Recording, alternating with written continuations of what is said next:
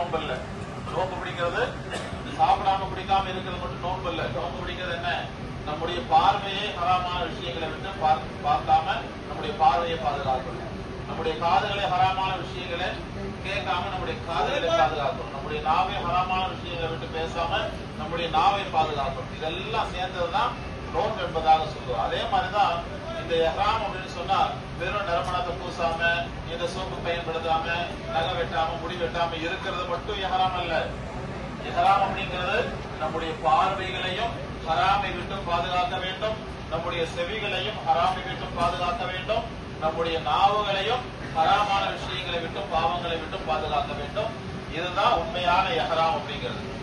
சும்மா எஹ்ராம் அப்படின்னு சொல்லி நம்ம எல்லாம் கட்டிக்கிட்டோம் அப்படின்னு சொல்லி அந்த எஹ்ராம் அல்ல. அதனால இந்த எஹ்ராமுடைய நிலைமையில எவ்வளவுக்கு எவ்வளவு நம்ம பேணுதலான முறையில் இருக்க முடியுமோ இன்ஷாஅல்லாஹ் நம்முடைய நாவுகளையும் பாதுகாத்து பேணுதலான முறையில் இருக்கும். வாயை கட்டணும் வயிற்று கட்டணும்னு சொல்லுவாங்களா இல்லையா தமிழ்ல? வாயை கட்டி அதிகமா சாப்பிடவும் கூடாது.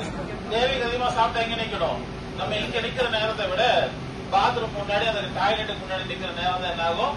அதிகமாகும். அதனால நம்முடைய நாவை கட்டணும், வாயை கட்டணும் அப்படின்னு சொன்னா தேவையில்லாத விஷயங்கள், தர்க்கங்கள், விவாதங்கள், யாராவது நம்ம கிட்ட தர்க்கத்துக்காக வேண்டிய வந்தாலும் கூட நம்ம அல்ஹம்துலில்லாஹ் அப்படின்னு சொல்லி கேட்டு போயிடுமே தவிர அப்படின்னு சொன்னா இவ்வளவு பெரிய தியாகத்திற்கு பின்னால் அந்த தியாகத்தை நினைவு கூர்ந்து பார்ப்பதற்காக வேண்டி அல்லாஹ் தஆலா இந்த வினாவுடைய இந்த கூடாரங்கள்ல இந்த வினாவுடைய மைதானத்துல சொல்றாங்க ஒரு 20 ஸ்கொயர் ஃபீட் உள்ள இந்த இடம் தான் இந்த வினாவுடைய மைதானம் அப்படிங்கிறாங்க.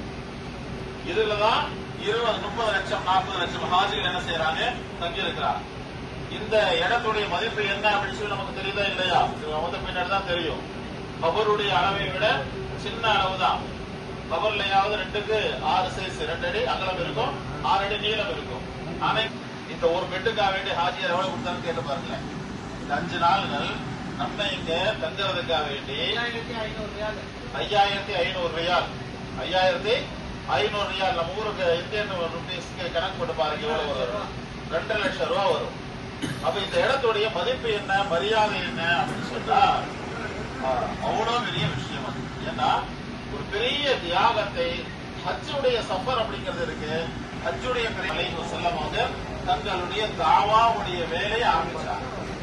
செல்லவாங்க ஹஜ்ஜுக்காக வேண்டி இப்போ நம்ம எப்படி ஹஜ்ஜுக்காக வேண்டி எல்லா மக்களும் ஒன்று சேர்றோமா இல்லையா? இதே மாதிரி நபிகள் நாயகம் ஸல்லல்லாஹு அலைஹி வஸல்லம் அவங்களுக்கு நுபுவத் கிடைத்த அந்த கால சூழ்நிலையிலையும் ஹஜ்ஜுக்காக வேண்டி மக்கள் வருவாங்க. எல்லா நாடுகள்ல இருந்தும் எல்லா ஊர்கள்ல இருந்தும் மக்கள் என்ன செய்வாங்க? வந்து இந்த மினா அப்படிங்கிற மைதானத்துல தங்குவாங்க.